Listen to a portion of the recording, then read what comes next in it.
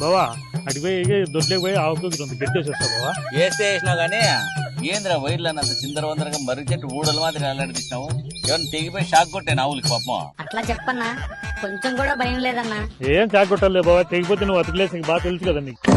ఇవే తగ్గించుకుంటే మంచిది. కాదురా, పైపుల్లో పెట్టించి వైర్లు అన్ని నీట్ గా సర్దించుకోరా దాంట్లో.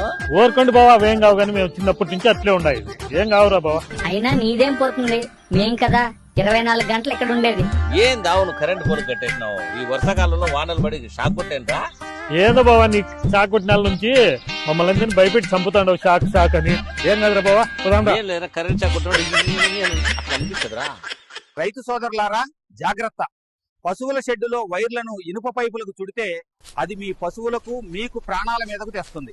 ఎండ వేడికి లేదా ఎలుకలు కొరకడం వల్ల వైర్ తెగిపోయి షెడ్డు మొత్తం కరెంట్ షాక్ గురయ్యే ప్రమాదం ఉంది. మీ పశువులను విద్యుత్ స్తంభాల దగ్గర లేదా వాటి స్టే వైర్లకు కట్టవద్దు. గాలివానల కారణంగా వైర్లు తెగిపడవచ్చు లేదా స్తంభానికి కరెంట్ షాక్ వచ్చి మీ పశువులు విద్యుదాఘాతానికి గురయ్యే ప్రమాదం ఉంది. మీ పశువుల ప్రాణాలకు ముప్పు తేకండి. ఈ వీడియో ప్రజా ప్రయోజనార్థం ఏపీ ఎస్పీడీసీఎల్ వారి ఆధ్వర్యంలో విడుదల చేయబడింది.